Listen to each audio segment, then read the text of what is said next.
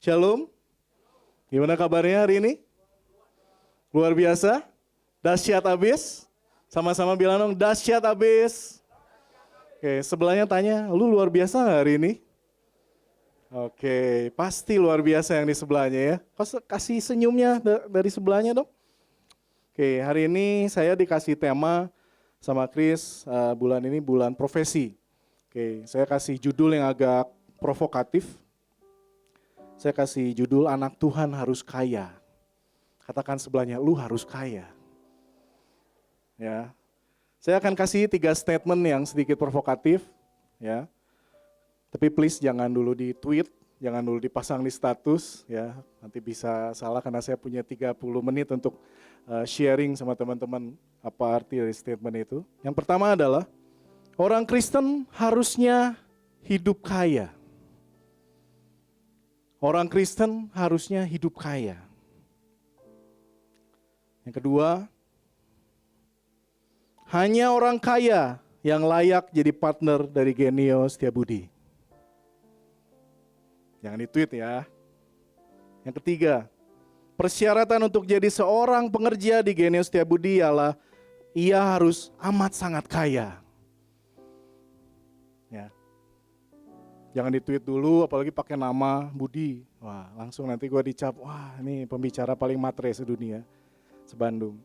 Ya, izinkan saya untuk share apa makna di balik kata-kata itu. Ya, karena kita bicara profesi hari ini. Profesi itu pasti ujung-ujungnya ujung-ujungnya duit. Ya, pasti semua profesi yang kita jalani pasti ujungnya duit. Hanya saya mau kasih sedikit pandangan ini yang saya dapatkan beberapa hari ini. Ya, ada banyak gereja atau orang Kristen punya pandangan yang sempit tentang kekayaan.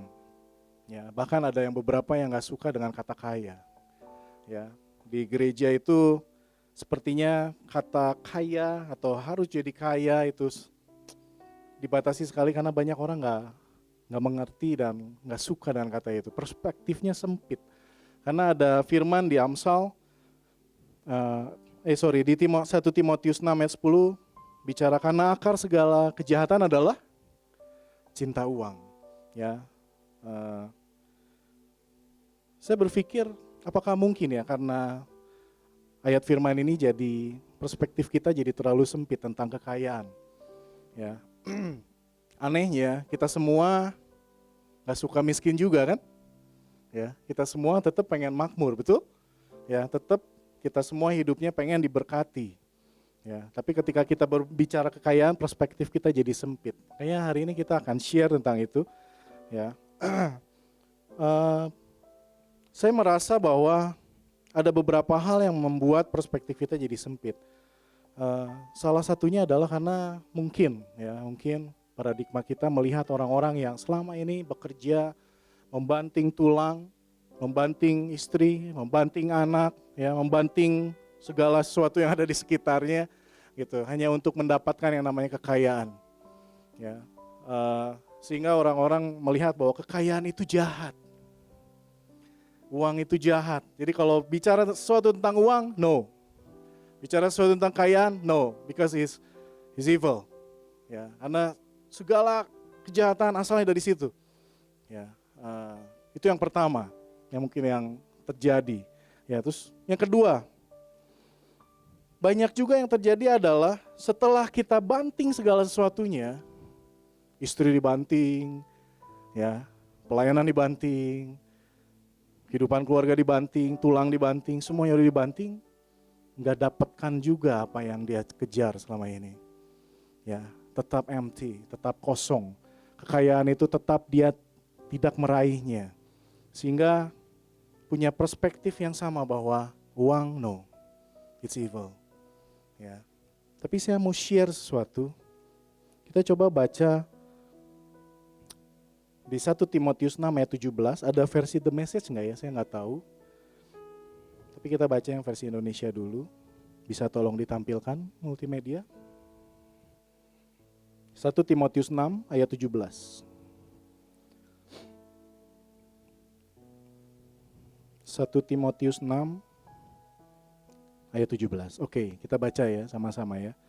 Peringatkanlah ini kepada orang-orang kaya di dunia ini agar mereka jangan tinggi hati dan jangan berharap pada sesuatu yang tidak tentu, seperti kekayaan, melainkan pada Allah yang dalam kekayaannya memberikan kepada kita segala sesuatu untuk dinikmati. Nah, di versi The Message ada sesuatu yang bagus, teman-teman. Saya akan bacakan. Tell those rich in this world wealth to quit being so full of themselves and so obsessed with money, which is here today and gone tomorrow. Tell them to go after God who piles on all the riches we could ever manage. Coba kita renungin yang terakhir ya. Tell them to go after God who piles on all the riches we could ever manage. Who piles on. Tuhan yang sudah menumpukan kekayaan tersebut supaya kita bisa terima, supaya kita bisa manage gitu. Jadi sebenarnya Tuhan sudah sediakan, amin. Tuhan sudah sediakan. Kalau teman-teman percaya di sini, percaya firman ini bilang bahwa jangan kejar itu karena Tuhan sudah menumpukannya atasmu. Do you believe in God's word? This is the God's word. Ya. He already piles on you. Udah ditumpukin ke atasmu. Ya. Cuman mungkin belum kelihatan hari ini. Ya kan?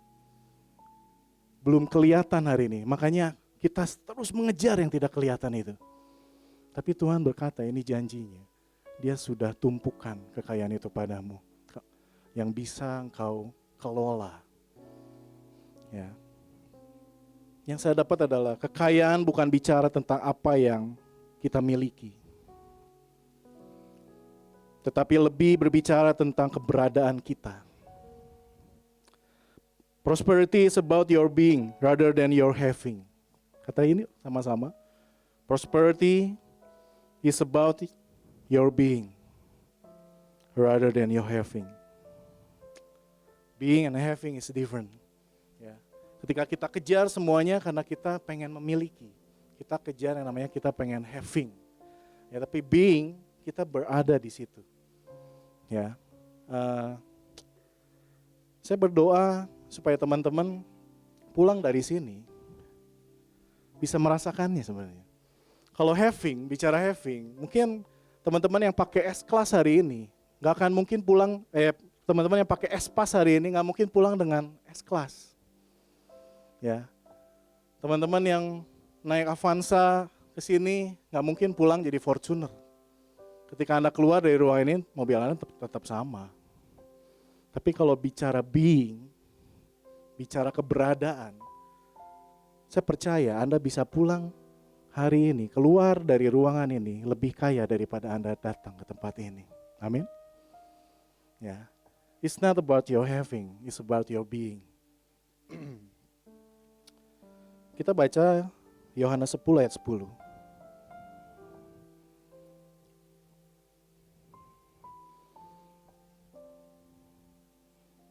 Kita baca sama-sama yuk. 2, 3. Pencuri datang hanya untuk mencuri dan membunuh dan membinasakan. Tetapi aku datang supaya mereka mempunyai hidup dan mempunyainya dalam kelimpahan. Tolong jangan dihilangin dulu. Ya. Pencuri datang hanya untuk mencuri, membunuh dan membinasakan. Tetapi aku datang, Tuhan Yesus berkata, supaya kita semua punya hidup dan hidup dalam kelimpahan. Seharusnya hari ini kita mengerti bahwa kita jadi orang Kristen harusnya mengerti bahwa Tuhan Yesus datang, kita yang sudah menerima Tuhan Yesus, harusnya kita hidup dalam kelimpahan yang sama. Walaupun mungkin dengan kepemilikan yang berbeda. Ya, coba direnungkan teman-teman. Meskipun mobil kamu S-Pass ataupun di sebelahnya mobil S-Class, kelimpahannya harusnya sama. Karena dia datang untuk kelimpahan, untuk memberi engkau kelimpahan. Kelimpahan yang sama. Walaupun apa yang kau miliki berbeda, tapi engkau ngerasa sama bersyukurnya, kau ngerasa sama diberkatinya, kau merasa sama limpahnya, walaupun kepemilikanmu berbeda. Karena kalau kita nggak punya mentality seperti ini, kita nggak mungkin bisa bersyukur, teman-teman. Ya, kalau mobilmu S-Pass, ketika ngelihat yang S-Class, kamu akan selalu pengen yang itu.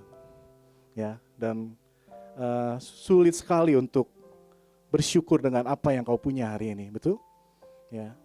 Tapi ucapan syukur itu dimulai ketika kamu bisa mengerti bahwa Tuhan datang untuk saya, memberikan kelimpahan yang sama untuk saya. Amin. Teman-teman nangkep sampai saat ini? Oke.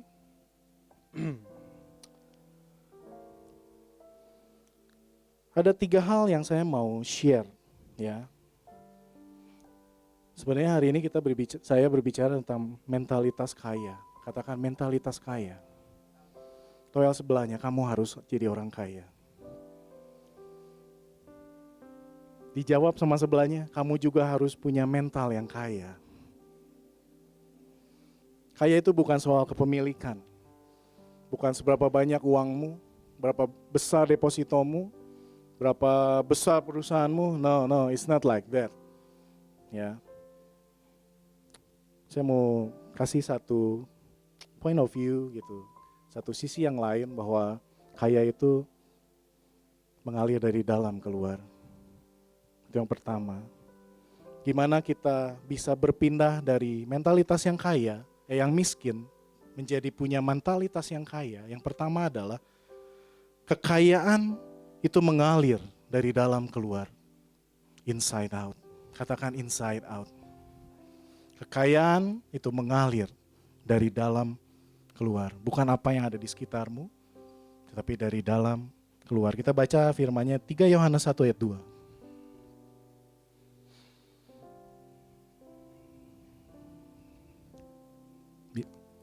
Ya, kita baca sama-sama 2, 3. Saudaraku yang kekasih, aku berdoa, semoga engkau baik-baik dan sehat-sehat saja dalam segala sesuatu, sama seperti jiwamu baik-baik saja. Tolong jangan dihilangkan dulu. Baca baik-baik teman-teman. Saudaraku yang kekasih, aku berdoa supaya engkau baik-baik, sehat-sehat saja dalam segala sesuatu, sama seperti jiwamu baik-baik saja. Nangkep nggak? Everything is gonna be okay if your soul is okay. Segala sesuatu, di sini bilang segala sesuatu sehat. Segala sesuatu baik. Kalau jiwamu baik, dalamnya baik, segala sesuatu baik. Ya, berapapun yang kamu punya hari ini, berapapun gajimu hari ini, apapun mobilmu, apapun motormu hari ini, kalau jiwamu baik, gak akan terpengaruh dengan itu. Kau bisa tetap memberi, kau bisa tetap memberkati kota ini, kau bisa tetap terlibat dalam kegiatan-kegiatan yang menjadikan orang-orang gak kenal Tuhan jadi kenal Tuhan. Ya. If your soul prosper, and everything is going to be prosperity. Ya. Karena percaya nggak? Kalau jiwa Anda baik, semua dan segala sesuatunya akan mengejar Anda. Ya, karena saya percaya sekali ketika jiwa saya baik, jiwa saya sehat, saya akan respon juga sehat. Respon saya jadi benar. Walaupun sekeliling kita nggak benar, tapi karena jiwa saya baik, saya bisa respon benar. Dan ketika saya bisa respon benar, orang-orang akan mencari saya. Saya percaya itu.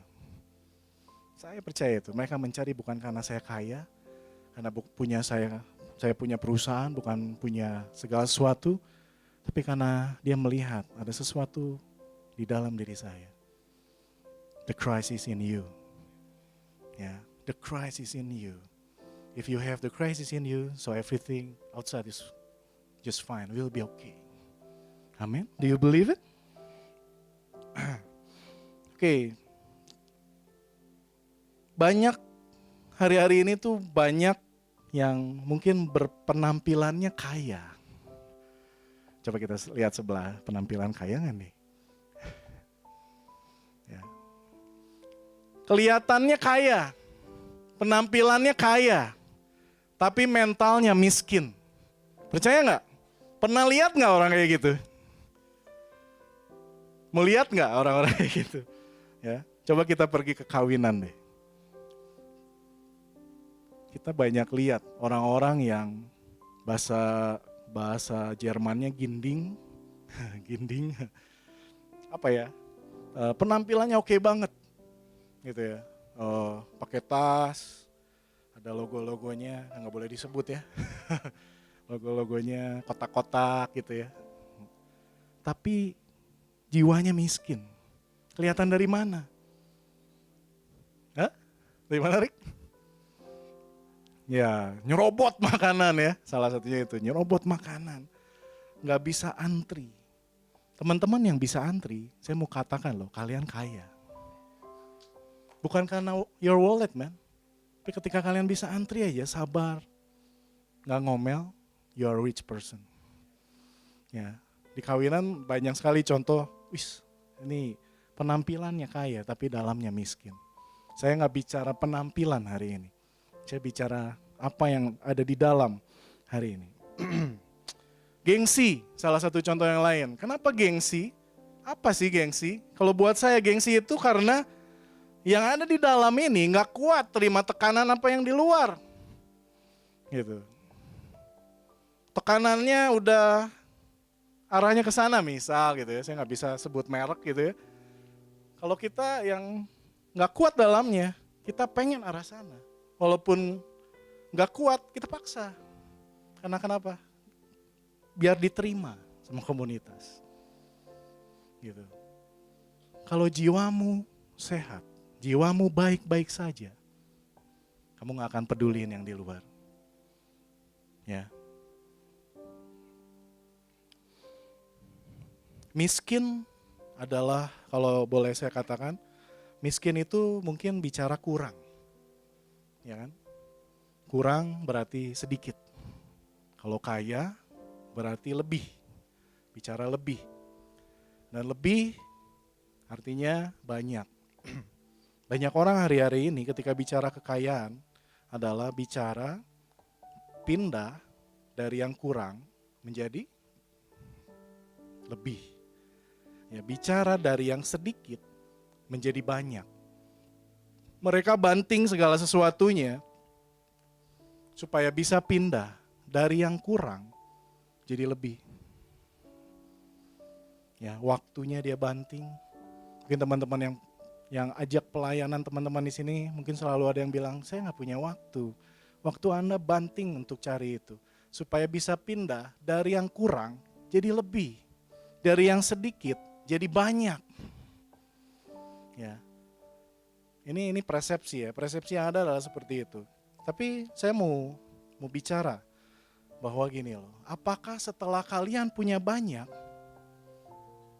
kalian bahagia? Apakah setelah kita sampai di titik yang banyak, kita bisa berbuat lebih besar daripada saat kita di sini? Faktanya adalah tidak. Kalau bicara punya, bicara having, justru bicara having kan, punya sedikit dan punya banyak. Kalau bicara having, contoh paling gampang adalah our country Indonesia. Kalau bicara having, negara ini negara yang kaya, punya segala sesuatunya, punya sumber dayanya. Tapi kenapa nggak kaya? Malah utangnya besar.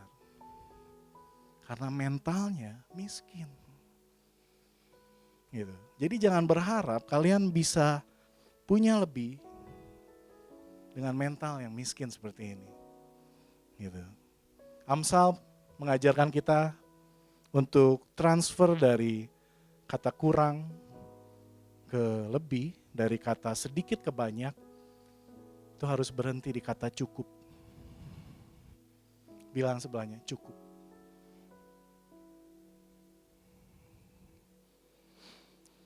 Firman Tuhan bicara, cukupkanlah dirimu dengan apa yang ada padamu. Ya, berapapun pendapatanmu hari ini, Prinsipnya adalah tentang pengelolaan. Bukan berapa banyak yang kamu miliki. Ya, kalau kita bisa bicara cukup, tentunya kita bisa kelola dengan baik. Gitu. Biasanya kita selalu bicara kurang, karena faktanya bukan kurang sebenarnya. Tapi karena kita nggak bisa kelola dengan baik, sehingga kita selalu kekurangan. Gitu. Sehingga tuntutannya adalah saya harus dapat lebih banyak lagi. Harus kerja lebih banyak lagi, overtime kalau bisa. Kalau bisa nggak ada istirahat. Gitu. Kalau bisa nggak usah pelayanan deh.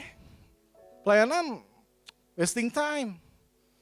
Karena waktu saya untuk ngejar supaya semuanya jadi banyak.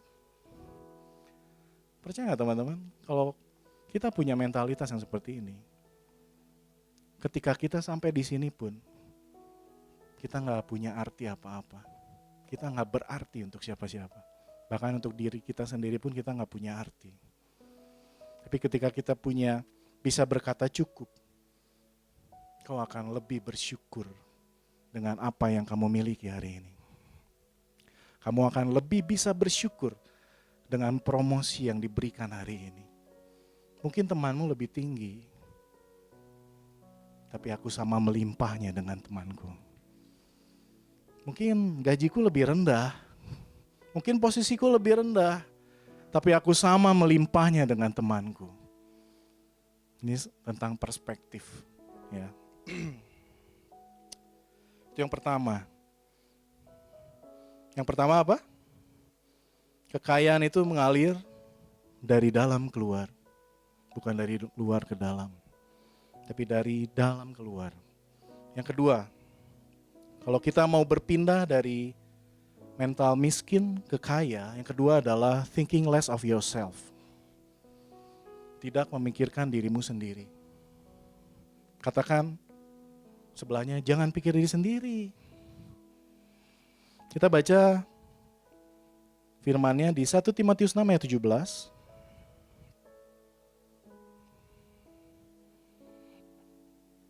Oke. Peringatkanlah kepada orang-orang kaya di dunia ini, agar mereka jangan tinggi hati dan jangan berharap pada sesuatu yang tak tentu seperti kekayaan. Di versi The Message di situ dikatakan, tell those rich in the world's wealth to quit being so full of themselves and so obsessed with money. To quit being so full of themselves. Gaya hidup memikirkan diri sendiri gak akan pernah bisa membuat kita jadi lebih kaya. Pernah baca Amsal? Ada orang yang menyebar harta, tetapi bertambah kaya. Tapi ada orang yang menghemat luar biasa, tetapi kekurangan. Prinsip firman Tuhan ini memang agak berbeda sama yang dunia pikirkan. Kalau pikiran dunia kan kumpulin, jadi lebih banyak. Tapi firman Tuhan ajarkan beri, maka kau akan diberi. Berkatilah, maka engkau akan diberkati. Pertanyaannya hari ini adalah, teman-teman mau ada yang di mana? Di sisi yang kumpulin, atau di sisi yang aku mau ikut firman Tuhan? Beri. Cukup. Teman-teman mau alami yang mana? Kalau saya pengen alami Tuhan dalam kehidupan saya. Saya pengen alami Tuhan. Mungkin teman-teman bisa kumpulin uang dan jadi kaya. Tapi kalian gak bisa bilang bahwa itu dari Tuhan. Tapi kalau Tuhan yang menjadikan kita kaya, itu berbeda teman-teman. Kalau gak tahu sih, kalau saya pribadi, saya pengen ngerasain Tuhan dalam seluruh kehidupan saya. Thinking less of yourself. Bilang sebelahnya, jangan mikir diri lu sendiri aja. Yesus pun ketika datang ke dunia ini, dia tidak memikirkan dirinya sendiri. Betul? Yesus adalah Tuhan, dan Yesus juga adalah manusia. Tapi dia gak pernah sedikit pun memikirkan dirinya sendiri. He has power to heal, to bless. Dia kasih semuanya untuk orang lain. Bukan untuk dirinya sendiri, bukan untuk menjadikan dirinya kaya, rumahnya bagus. No, bahkan dia masuk aja pakai keledai ya. Gitu. Saya sering berpikir ya, kalau orang Romawi kan udah pakai kuda ya. Gitu zaman itu. Tapi dia pilih untuk pakai keledai. So humble. Gitu. Yesus sendiri nggak memikirkan dirinya. Apakah kita pengikut Kristus? Angkat tangan dong yang pengikut Kristus. Mari, thinking less of yourself. Teman-teman yang melayani hari ini, saya mau bilang Anda kaya. Apapun pelayananmu hari ini, Anda adalah orang yang kaya. Kenapa? Untuk bisa melayani di tempat ini kalian harus korbankan waktu. Kalian datang lebih pagi ke tempat ini. Ya. Buat teman-teman saya yang dari Citylink, ya. Mereka sudah punya tugas sebenarnya di Citylink. Ya, tapi mereka bantu saya di tempat ini. Anda adalah orang-orang yang kaya. Ya.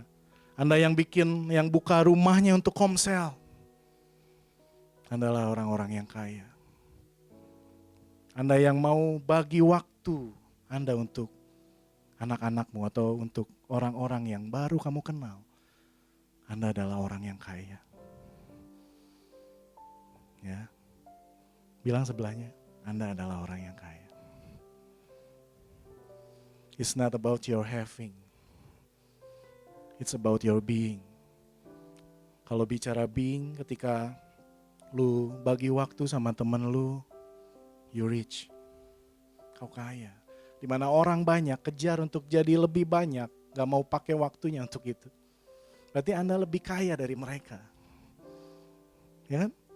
Ya, banyak orang gak mau pelayanan karena supaya nyampe ke lebih banyak.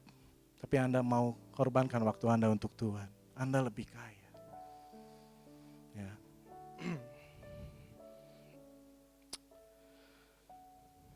Hanya orang yang tidak memikirkan diri sendiri adalah orang yang kaya. Ya. Katakan itu sama-sama yuk, 2, 3. Hanya orang yang tidak memikirkan diri sendiri adalah orang yang kaya. Ya. Coba bayangin ya teman-teman, ketika kamu bisa berpikir aja untuk teman-teman kamu, dia lagi ngalamin apa ya, apa yang bisa saya bantu ya. Anda kaya. Karena Anda di situ pengen beri sesuatu untuk dia. You are rich, man. Yang ketiga, terakhir. Kekayaan tidak berhubungan dengan apa yang kita miliki, tetapi dari apa yang kita tabur atau berikan. Kita baca yuk di Amsal 11 ayat 24.